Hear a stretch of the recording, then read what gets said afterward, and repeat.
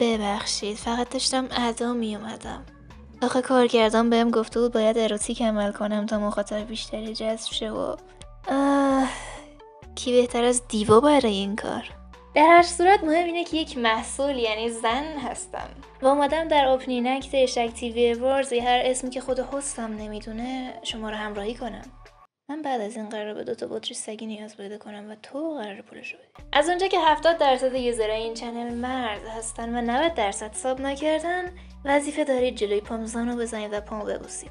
به خصوص که خود اشک گفته با اینکه شوخی مزخرف زیاد میشه ولی کسی چرت و پرت بگه درجا بلاک میشه.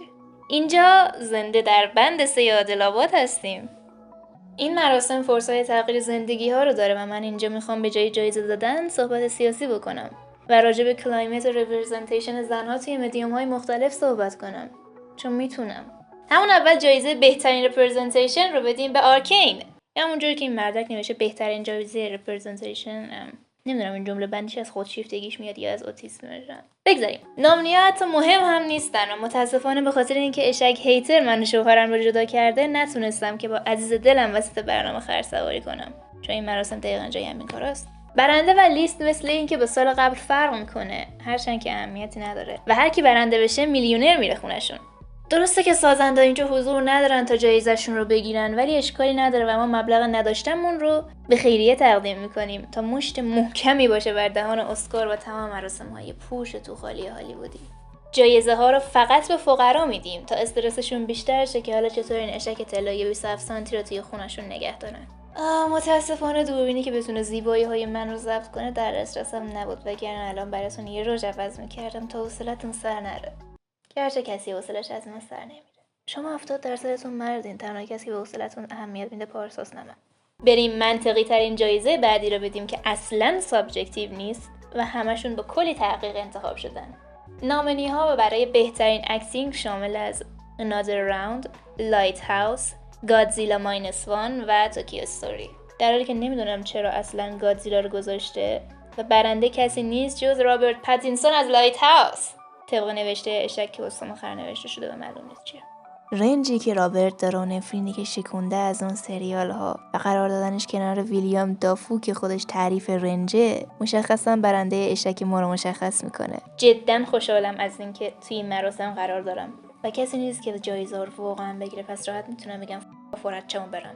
جایزه بعدی در این مراسم بزرگ که آسمون رو به زمین میاره از شدت اهمیتش در بهترین اکشن از مابین فلاین داگر، رد لاین، ساکاماتو دیز و آرکین میرسه به رد لاین که مثل اینکه خطایی وجود داره. البته که آرکین بیشترین والپیپر داره بالاخره و احتمالاً انتظار میرفت ساکاماتو انتخاب بشه ولی طبق نوشته های اشک اینطور گفته شده که با اینکه ساکاماتو اکشن خیلی خوبیه و کارشو خیلی بیشتر از صرفاً درست بودن انجام میده اما هم جایزه به مانگا تو این مراسم یکم یه جوری بود که باید فیکس بشه هم که واقعاً در خط توضیح میخواید کیو. راستی نگران اون 3 بطری که قبلا گفتم نباشید، من خیلی وقت دیگه مصرف نمیکنم. میدونید چون دکترها میگن الکل باعث میشه کی. بله و تیپیکال اشک و هیتر. بالاخره هر کسی به یه دلیلی اسمی میگیره. من موندم اسم این چطور شده پارسا. در این سالا که بیشتر از سیکوئل و ریمیک و ریمستر و دیلاکس ادیشن چیز دیگه ای نداریم، سیکوئل آرکین هم داشتیم.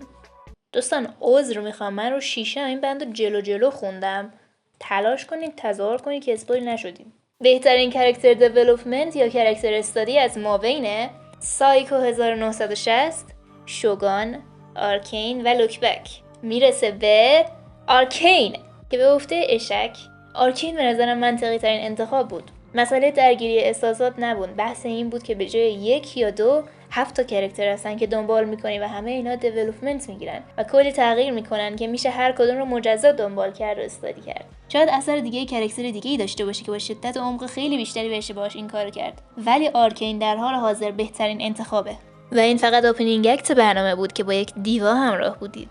بریم یه تریلر ببینیم از اثری که قراره 2025 دیده بشه و خود این هیتر رو هم همراهی کنیم. در جنگ میشه.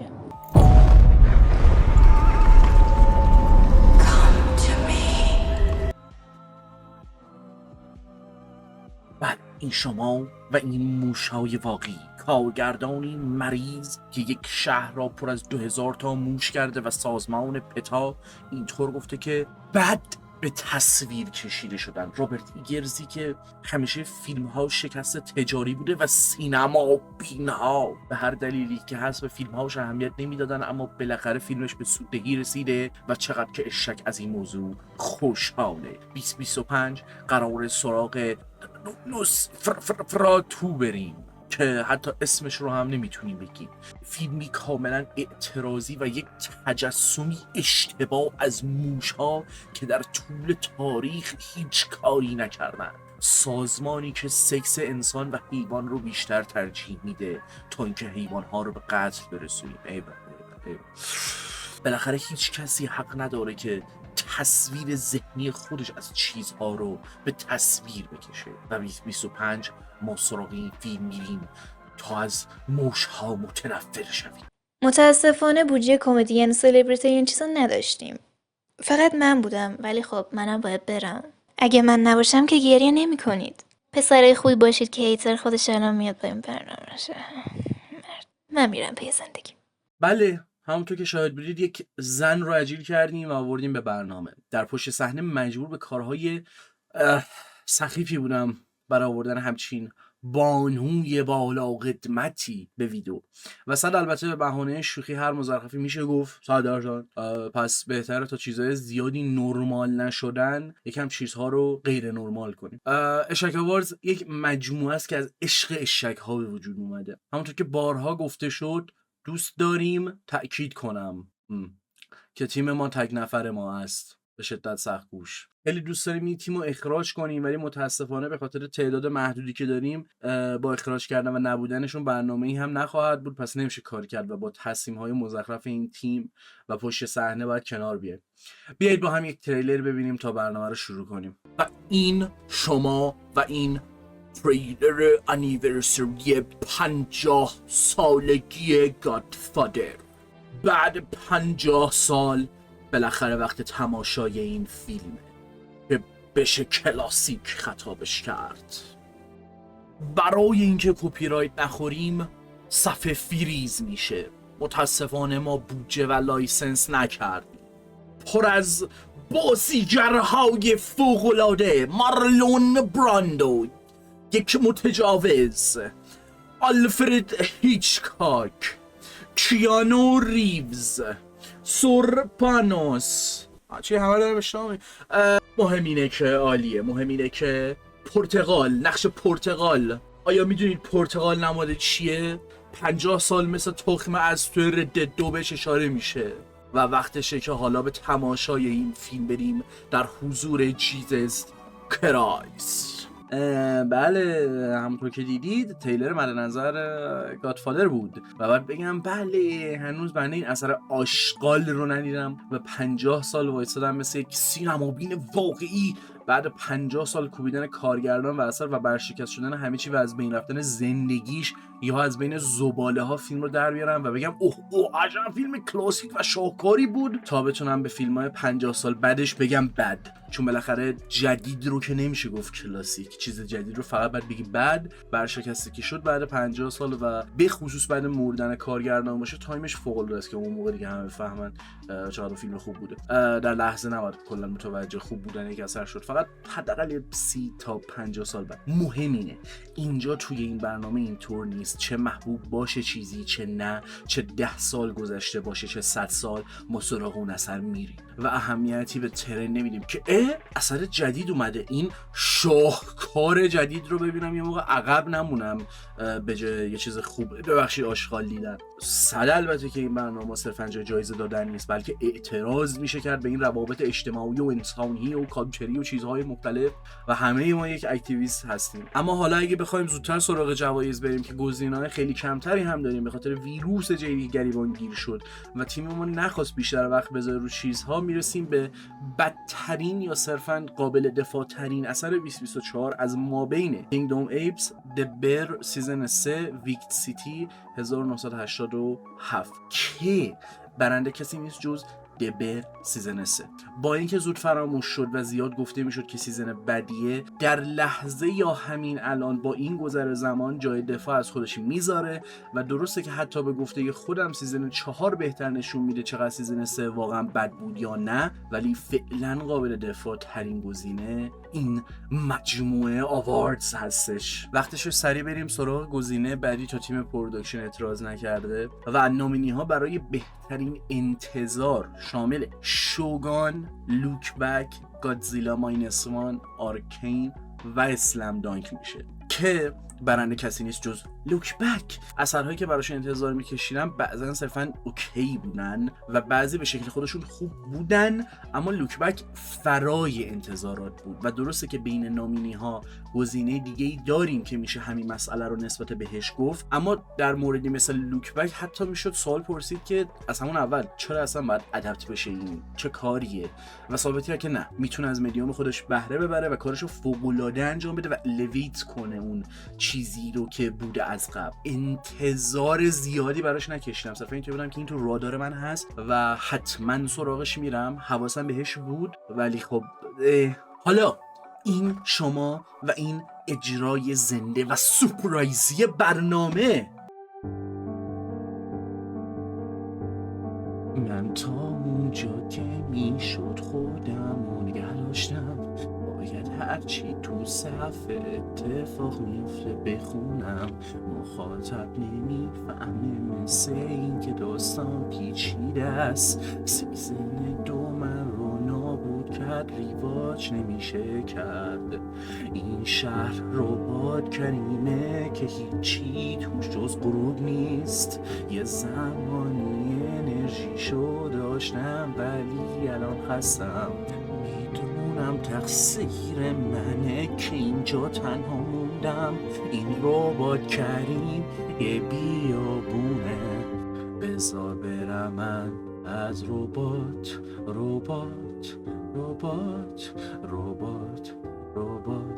کریم. اگه میتونستم سرم رو زمین بذارم، نمیدونم دیگه چی دارم میخونم. از اینجا به بعد پولشو بهم ندادن، فقط میدونم که باید بخونم. آقا قطعش کن. الو قطع کن. این نسخه رو چرا میذارید؟ واسه من نمیفهمم، پولشو نداریم، نصفه بر ما خونه. ولش کن بابا یارو. قطعش کن. ببخشید عزیزان، بریم سراغ اجرای اصلی.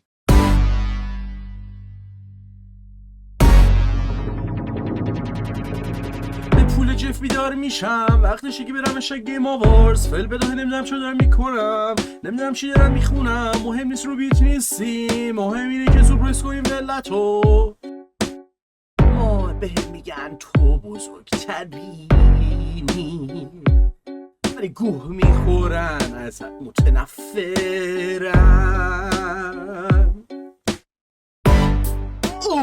بدبختیش همه میخوان دشمن تو باشن. بدم چی بخورم این کرو دشمن من. دشمن من.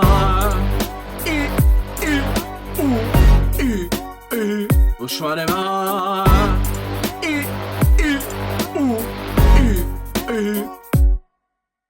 FBI و عشقه به نوچی فیدار میشم، آن که نیومده سیزن آخره. زجه میزنم دنبال نکته میکردم داستانای نور. و بله همونطور که دیدید اجرای اصلی متاسفانه تکراری بود که توی گیم آوارز هم داشتیم. در از اشیا گیم آوارز متاسفانه بودجه کمی و تیممون نمیرسونه چیزای جدید خلق کنه با عرض پوزش و البته با افتخار که حداقل این تلاش رو میکنیم و این شما و این remit.ir/shadowlight اسپانسر این برنامه که البته عمرن نمیشن و نیستن و کون لقشون با تمام سودی که میگیرن و 32 روز تأخیری برای پرداخت ولی شما بپذیرید و درسته که هیچ ربطی به گیم یا هیچ مدیوم خاصی نداره کلاً و صرفا برای پول گرفتنه، ولی با هزینه‌های میلیاردی که مجموعه اشتراک آواردز میکنه میتونه از حمایت شما استفاده کنه. ممنونیم از دونو جی جی که بسته شد تا به این خفت بیفتیم و اشکالی نداره شما دونیت کنید، بعد من پولدار میشم، بعد میگم we are rich, you know, we are، ما همگی با هم موفق شدیم و پولدار شدیم، درسته که فقط من پولدار.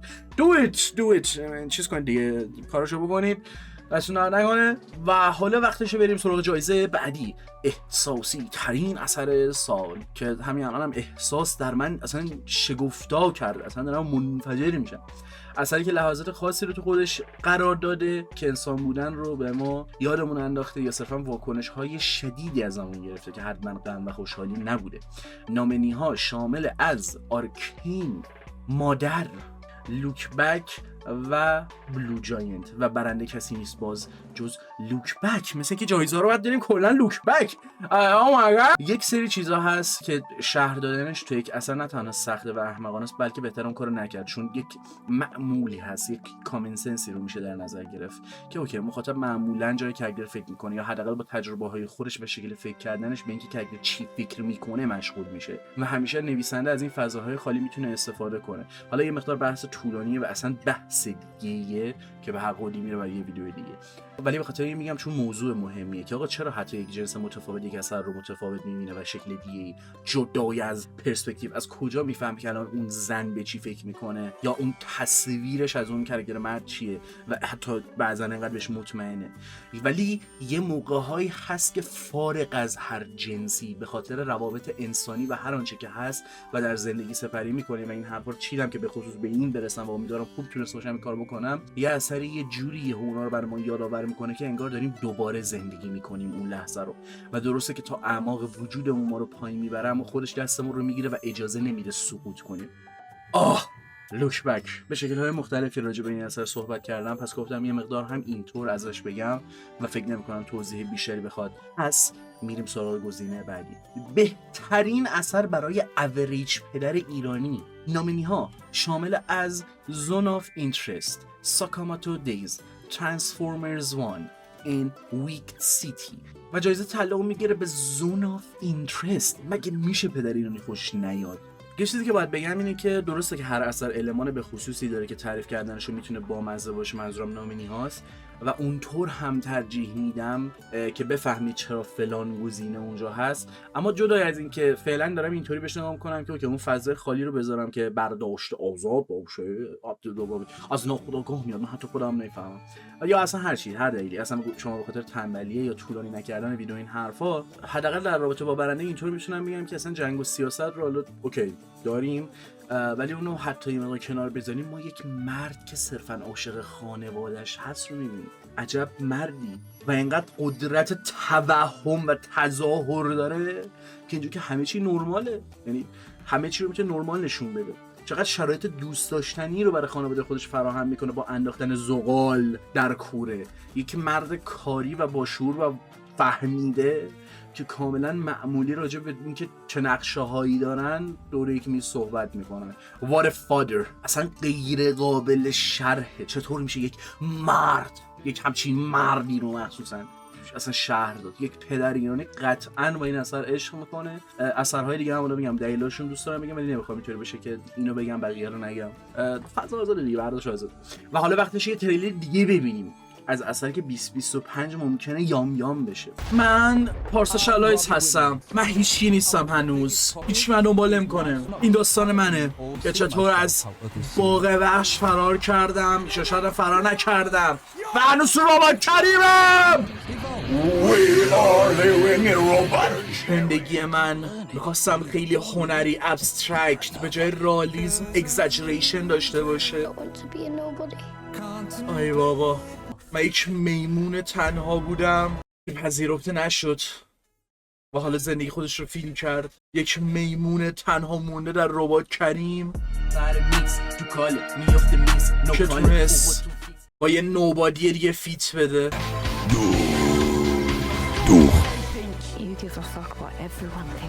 Exactly.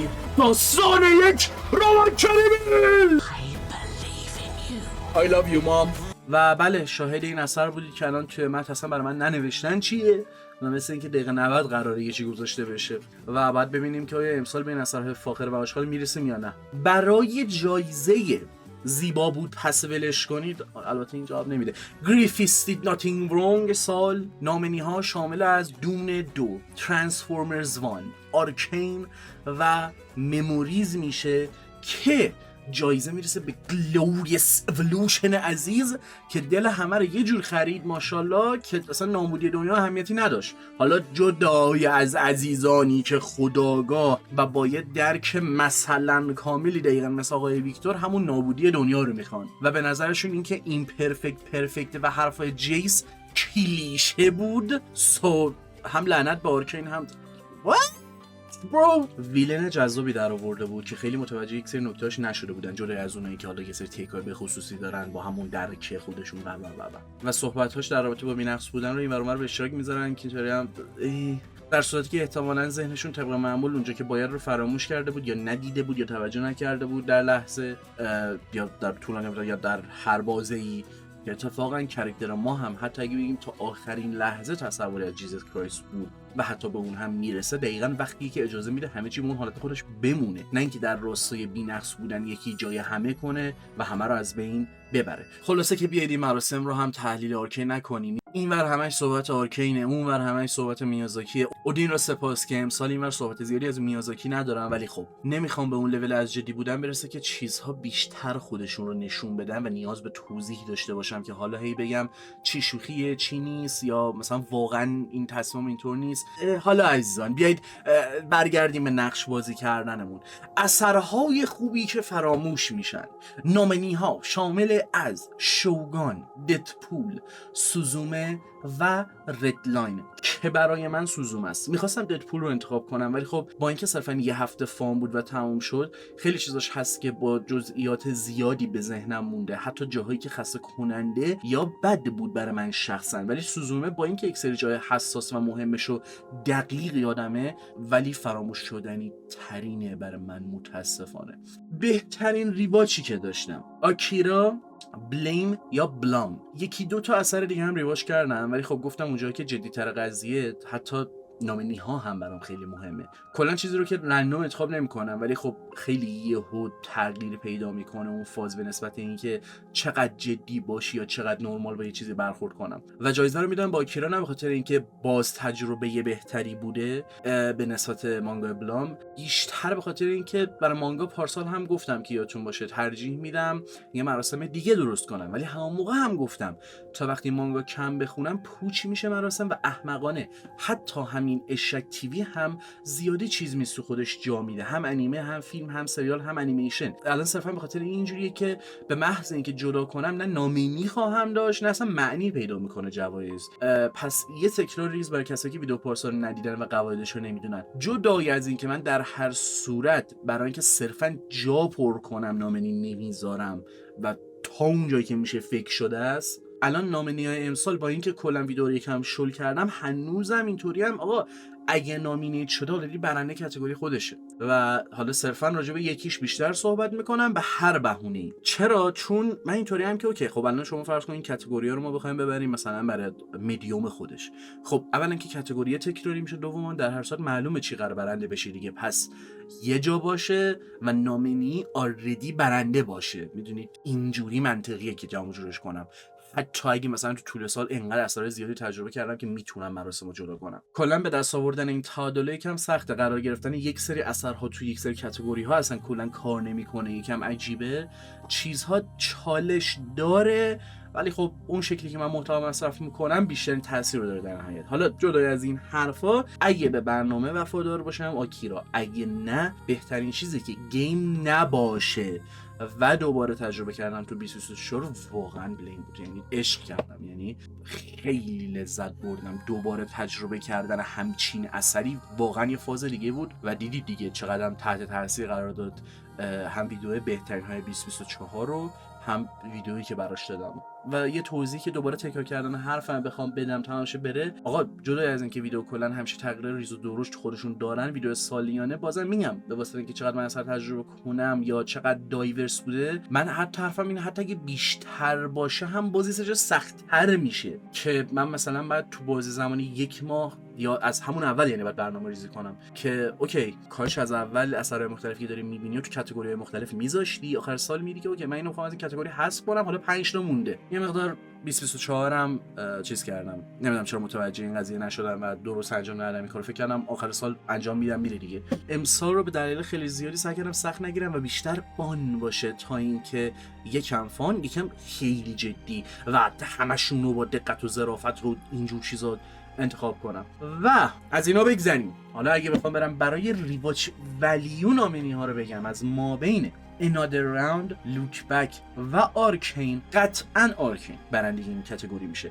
ته دلم لوک بک هستا، ولی حس میکنم لوک بک دیدنش برام سخت‌تر یک سری جاها تا آرکین، هر چند که برخلاف حرفم من آرکین سیزن 2 رو تا الان کلا 2 بار دیدم که برای من واقعا کمه چون سیزن 1 خودم منفجر کردم، ولی لوک بک رو تا الان 6-7 بار دیدم. یه شکی نسبت به جفتشون هست که کدوم رو بگم. حقیقت قضیه الان اینه که من لوک بک رو بیشتر دیدم، ولی مغزم میگه نه یک سری جا نمیخوای لوک بک رو ببینی و بهتره نبینی شاید. آرکین ولی مثلا اینطوری نیست که اینطوری که آقا چه یادت بره چه نه، اصلا این قضیه حافظم پاک بشه، کاش یه سری چیزا یادم نیاد و چیو تریگر میکنه نمیکنه، اینجوری که نه آقا میشینی دوباره نگاه میکنی و لذت میبری، حتی اگه به قولی حس‌های در هم تنیده شده و پیچیده توش داشته باشه که اتفاقا باز بر من لذت بخشه. و آرکین به اربله تره دیگه، به اربله. و متاسفانه تریلر کم داریم، می‌خواستم یک تریلر دیگه بهتون نشون بدم ولی نمیشه، به خاطر اینکه من نمیتونم این اثرهای مختلف نشون بدم که ای قراره اینا ریلیز شه، یعنی اینکه ما سراغشون بریم و ببینیم بعد سراغشون نرم. وزن زیادی دارن رو دوشم همچین کاری بخوام بکنم، مگه اینکه یه راه حل براش پیدا کنم یه جور دیگه بهشون کنم که مثلا اونقدر جدیشون نگیرم، صرفا واقعا جنبه فان داشته باشه این حرفا. اما سراغ جایزه بعد بریم. بست وایس و بهترین صدایی که امسال به یادم مونده از بین شوگان، لوک بک، آرکین و لایت هاوس بازم میرسه به لوک بک که خیلی چیز معلومی بود دیگه. یعنی از همون اول گفته بودم که وایس اکتور رفته بود تو مخم، چه برسه به موقعی که اثر رو دیدم و تونستم با اجرای فوق‌العاده‌شون تاثیرگذاری چیزها رو چند برابر کنن. و سورپرایزینگلی در این مدت کوتاه میرسیم به جایزه نهایی سال، گلدن اشک باشه. انتخاب یکی از بهترین چیزایی که در طول سال دیدم به شدت سخته. اگه منو بشناسید میدونید که حتی یک سری جا برام غیر ممکنه. اما اگه بخوام از بین مموریز، آرکین، لوک بک، انجل اگ و گوست این شل انتخاب کنم و البته چند تا اثر دیگه هم بودن که حالا دیگه نام نیارم پر نمی‌کنیم تا به اون قواعد دیگه خودم حداقل پایبند باشم، گلدن اشک امسال رو لوک بک میبره. و این بود از برنامه شک وارز امسال عزیزان. همین 1 سال دیگه گذشت.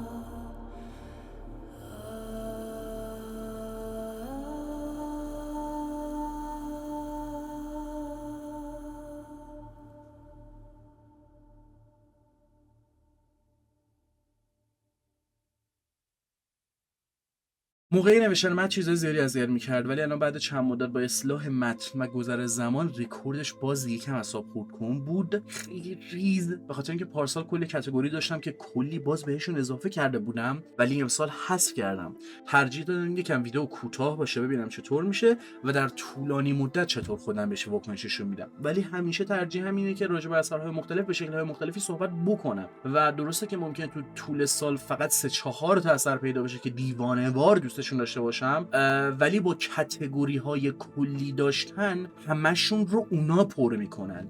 مثلا همین الان من میتونستم حس کنم که اوکی اگه من یه سری کاتگوری کلی رو بذارم، تنها برندم میخواد هی بین لوک بک و آرکین باشه، لوک بک آرکین، لوک بک آرکین، لوک بک آرکین. خب نمیشه که اینطوری، و نکتهش دقیقاً همینه، نمیخوام اینطوری باشه، ترجیح میدم راجع به اثرهای دیگه به شکل دیگه‌ای که دوست دارم یا توی اون نقطه به خصوصی که خیلی برتر هستن برای من و من لذت میبرم اشاره کنم. اصلا بذارید طور دیگه‌ای بگم، احتمالاً درک خیلی بهتری خواهید داشت از این قضیه. 2023 وقتی من شروع کردم به کاتگوری درآوردن، چه برای گیم چه اثرهای مختلف، کاتگوری ها رو از وجود اونا درآوردم، چه فان بوده باشه چه جدی.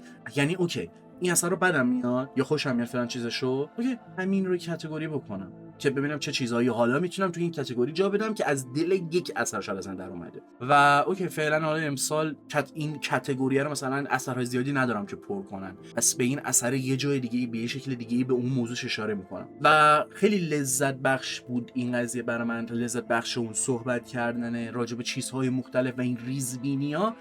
ولی خب دیگه امسال اینطور شد. در نهایت ترجیح میدم بگم، نه به خاطر توضیح اینکه چرا اینطور شد، به خاطر اینکه شما حداقل هنوز به اون چیزا اهمیت بدید. کمتر اثرهایی پیدا میشن که یه پکیج فوق العاده داشته باشن، هیچ. اصلا بعضی موقع دقیقاً خود ما درگیر یه چیز ریز و به خصوصی میشیم که دیوانه‌وار ازش لذت میبریم. مثلا من میتونستم یه کاتگوری بذارم بهترین شکل نشون دادن روابط انسانی در یک اثر مثلا، و اون مثلا من خیلی تاچی بوده، نه اینکه کلا از همه نظر مثلا درگیر کننده بوده. از نتیجه این ویدیو هم الان راضیم، 0 و 1 نسبت بهش واکنش منفی ندارم. صرفا یک سری دلایل مشخص داشتم که این کارو بکنم ویدیو اینطوری بشه، یک سری جا هم واقعا دستم نبود که دیگه حالا مشاهده کردین نتیجه رو. و در نهایت نظر من مشخصه، خیلی کاتگوری ها لیاقت این رو دارن واقعا تو مراسم های واقعی باشن و این جایزه رو بگیرن اتفاقا بابت چیزها، ولی خب بعضا اون کاتگوری انقدر کلیه که چیزهای خوب توشون گم میشه و